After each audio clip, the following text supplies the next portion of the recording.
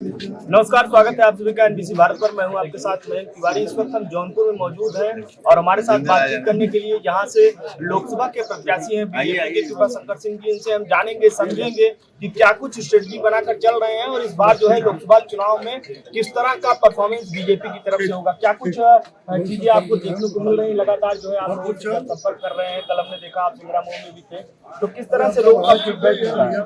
मुझे लगता है कि भारतीय जनता पार्टी के आदरणीय नेता देश के सम्मानित प्रधानमंत्री नरेंद्र मोदी जी का जो विचार है, जो विकास है, उसी को लेकर भारतीय जनता पार्टी के हमारे शीर्ष नेता, चाहे हमारे उत्तर प्रदेश के माननीय मुख्यमंत्री योगी आदित्यनाथ जो, चाहे उनकी सरकार में हमारे मंत्री गिरीश यादव जी, ऐसे आप देख रहे हैं कि कार्यकर्ता एक पार्टी के जवाबदार लोग जो चल रहे हैं, उनसे लगता है प्रधानमंत्री आदरणीय नरेंद्र मोदी जी जो नारा है 400 पार में जौनपुर रहेगा।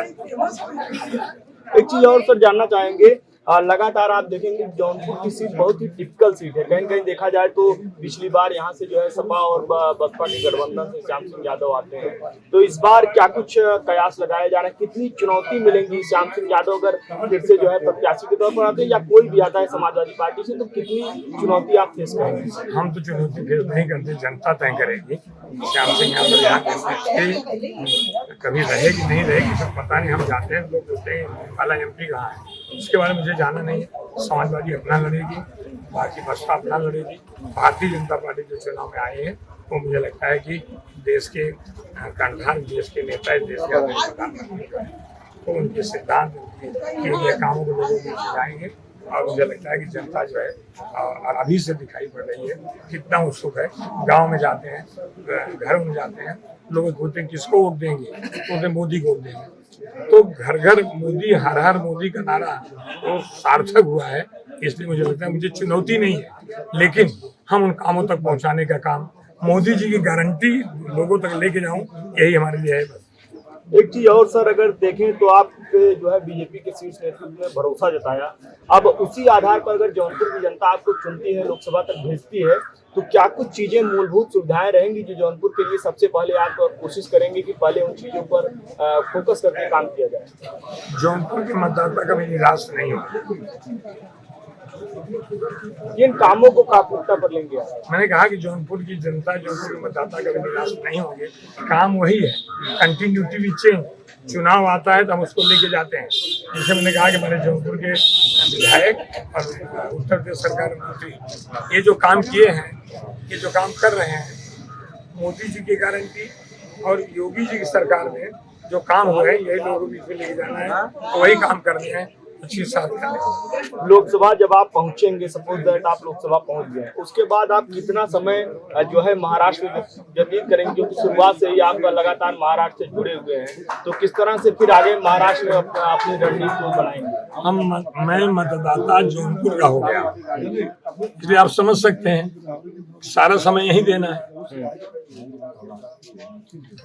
चलिए, हमारे साथ बातचीत करने के लिए यूपी सरकार के मंत्री हैं गिरीश चंद्र यादव जी। इनसे भी हम बातचीत करके जानेंगे, समझेंगे कि किस तरह से जो है चुनाव प्रचार प्रसार में लगातार ये शिरकत कर रहे हैं, लोगों का क्या कुछ रिस्पांस मिल रहा है। सर, किस तरह से देख रहे हैं, लगातार जो है आप चुनाव प्रचार में जुटे हुए हैं, लोकसभा चुनाव को जिताने के लिए बीजेपी में जौनपुर की सीट निकालने के लिए आप पूरी तरह से फोकस कर रहे हैं, कितना रिस्पॉन्स मिल रहा है लोगों का? देखिए, जौनपुर की सीट जो है, आप अगर उदाहरण देखें तो ब्रह्मजीत सिंह भी यहाँ से हुए, राजा यादव हुए, राजकेशर सिंह हुए, केपी सिंह हुए, स्वामी चिन्मयानंद जी हुए। हम कई बार यहाँ सीट जीते।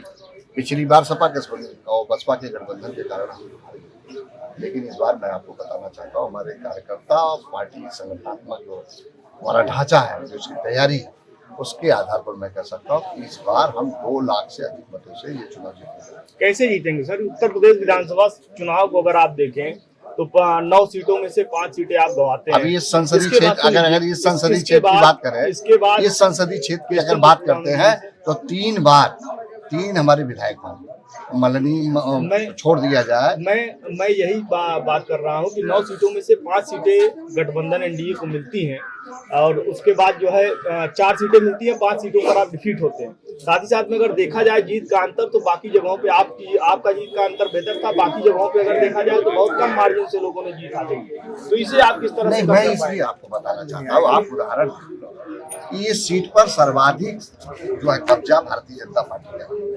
ब्रह्मजीत सिंह यहाँ से मौजूदा सांसद हुए, यहाँ से राजा यादवेंद्र जी हुए, राजकेशर सिंह जी हुए, डॉक्टर केपी सिंह हुए, स्वामी चिन्मयानंद जी हुए। तो आप देखेंगे लगातार भाजपा का इस क्षेत्र में, इस संसदीय क्षेत्र में परचम फहरा है। और हमारे इस संसदीय क्षेत्र में 3 हमारे विधायक हुए, हमारी एक राज्यसभा के सांसद भी हैं।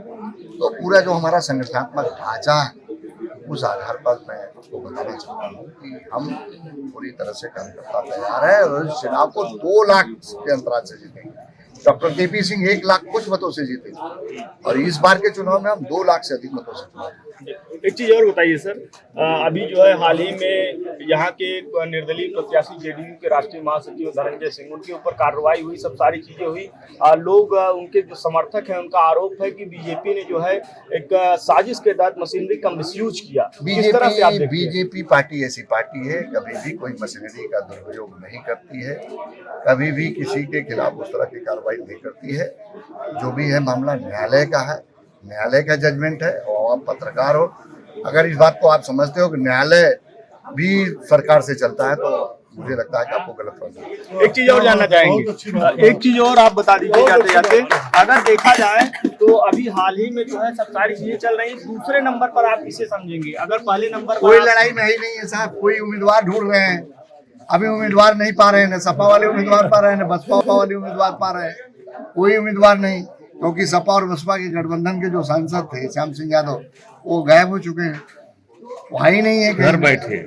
वो उनको जनता पूछ रही कहाँ है, वो घर में दुखते पड़े हैं, कहाँ है कुछ पता ही नहीं चलता है। तो इसलिए जनता पूरी तरह से स्पष्ट है। आप देखो सैलाब कैंडिडेट का भ्रमण है, कैंडिडेट के भ्रमण में इतनी बड़ी संख्या में आए है, तो हमारे कार्यकर्ता उत्साहित है, पूरी तरह से उत्साहित है। और किसी भी कीमत पर इस बार हम जौनपुर सदर लोकसभा सीट 2 लाख के अंतराल से